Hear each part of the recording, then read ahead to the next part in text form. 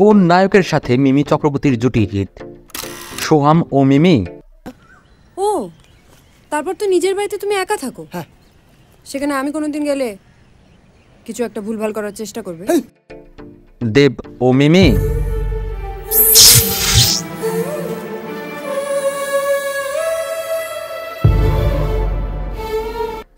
জিৎ ও মিমি। এ দেখো, এটা জুড়ে গেছে।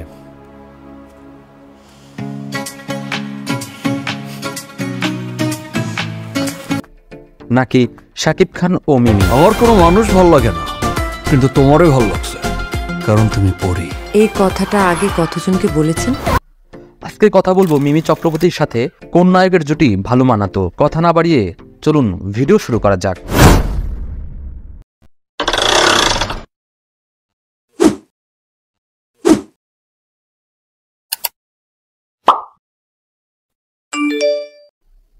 মিমি চক্রবর্তীর সিনেমার যাত্রাটা শুরু হয় বাপের বাড়ি যা সিনেমাটার মধ্য দিয়ে। এরপরই আর পিছু তাকাতে হয়নি মিমি চক্রবর্তীকে। তবে এতদিন ঘুমন্ত অবস্থায় ছিলেন এই নায়িকা। কারণ হলো বেশ কয়েকটা সিনেমা করার পরেও একের পর এক লস হতে লাগছিল এই নায়িকার ছবিগুলো। এমনকি কলকাতার সুপারস্টার জিতের সাথে বাজি ছবি করেও লসের মুখ দেখতে হয়েছিল প্রযোজকের। কিন্তু আর লস নয়, পুরো কাঁপিয়ে দিয়েছে তুফান সিনেমায়। অনেকদিন পর কাম ব্যাক করলো মিমি চক্রবর্তী। এবার কলকাতার হিরো নয়, বাংলাদেশের সুপারস্টার শাকিব খানের সাথে জুটি বেঁধে পুরো ঝড় উঠিয়ে দিয়েছে এই নায়িকা। এর অবশ্য কারণ শাকিব খান, যা অনেকেই বলছে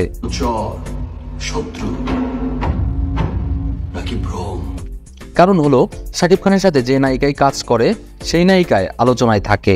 যাই হোক, মিমি চক্রবর্তী অভিনয় কিন্তু দারুণ করে। যদি আমাকে আপনারা প্রশ্ন করেন কার সাথে মিমি চক্রবর্তীর অভিনয় ভালো লাগে, তাহলে আমি বলবো সোহামের সাথে। আপনার কার সাথে ভালো লাগে কমেন্ট করে জানাতে পারেন। জুটির কথায় যেহেতু বলছি, তবে টলিপাড়ার আরেকটা হিরো ইয়াসের সাথে প্রথম জুটি বাঁধে মিমি চক্রবর্তী গ্যাংস্টার ছবিতে। ওই ছবিতে দুজনকে বেশ ভালো মানিয়েছে। আমার এই ছবিটি বেশ পছন্দের। গ্যাংস্টার ছবির আমার একটা পছন্দের গান শোনাই আপনাদের। হলো শুরু 7 দিনে এই খেলাধুলো রাত দিনে, জানি বারণ করার সাধ্য নেই আর আমার। দারুণ না গানটা? যাই হোক, ছবির সাফল্যের পর টোটাল দাদাগিরি ছবিতে জুটি বাঁধেন ইয়াশ ও মিমি চক্রবর্তী। এতে বেশ সাড়া ফেলেছিল ইয়াশ ও মিমি চক্রবর্তী। ছবিটি দারুণ ছিল। এই তুমি নিজেকে কি মনে করো? হ্যাঁ, রাত্রিবেলা মেয়েদের নোংরা নোংরা মেসেজ পাঠাও, কি ভাবো মেয়েরা এগুলো খুব এনজয় করে? হ্যাঁ, আর ভাবো তুমি যা করবে আমরা সেটা দেখবো আর আমরা ভয় পেয়ে চুপ করে থাকবো? শাকিব খানের সাথে জুটি কেমন হয়েছে সেটা তো বলবোই, একটু অপেক্ষা করুন।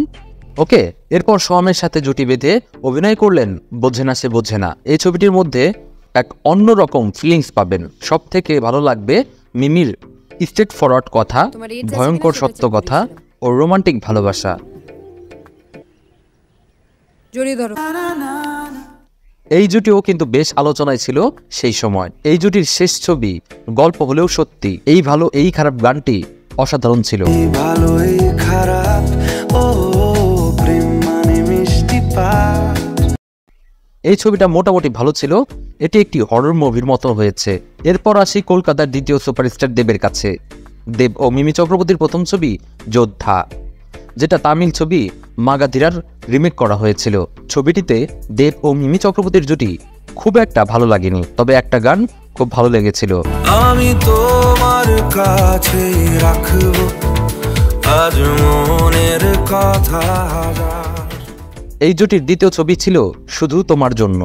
এই ছবির মধ্যেও দেব আর মিমি চক্রবর্তীকে ভালো লাগেনি, তবে কিছু কিছু দৃশ্য আর প্রেমের ধরনটা একেবারেই অন্যরকম ছিল। তবে দেব আর মিমি চক্রবর্তীর জুটি আমার কাছে অতটা ভালো লাগেনি। আপনাদের কাছে কেমন লেগেছে কমেন্ট করে জানাবেন।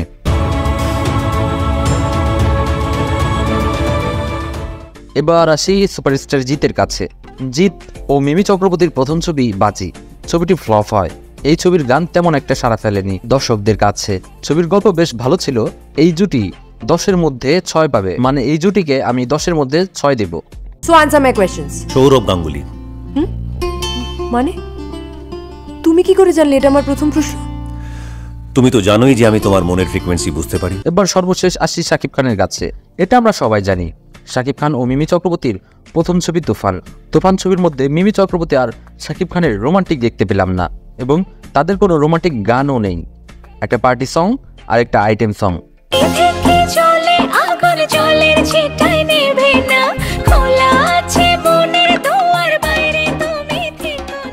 তবে দুটো গানই বেশ ভালো লেগেছে। তুফান ছবির মধ্যে দুটি সিন রোমান্টিক আছে, মিমির সাথে শাকিব খানের, কিন্তু সেই সময়টা ছিল অল্প। যাই হোক, তুফান ছবির মধ্যে শাকিব খান ও মিমি চক্রবর্তীর জুটি ভালো লেগেছে। এই জুটি 10-এর মধ্যে 9 পাবে। 10-এর মধ্যে আমি তাদেরকে 9 দেব। আপনাদের কাছে কেমন লেগেছিল এই জুটির প্রথম ছবি তা জানিয়ে দিন কমেন্ট করে। তো এই ছিল মিমি চক্রবর্তীর সাথে কোন নায়কের জুটি কেমন। আজকে এ পর্যন্তই, দেখা হবে নতুন কোনো সিনেমার আয়োজন নিয়ে। সেই পর্যন্ত সুস্থ থাকুন, ভালো থাকুন, আর মনে রাখবেন, যখন আপনি এসেছিলেন এই ভবে, কেঁদেছিলেন আপনি, হেসেছিল সবে। এমন কাজ করেন আপনি, যেদিন আপনি চলে যাবেন এই পৃথিবী ছেড়ে, হেসে যাবেন আপনি, কাঁদে যেন সবে। এতক্ষণ সোহান খান চ্যানেলের সাথে থাকার জন্য ধন্যবাদ। আল্লাহ হাফেজ।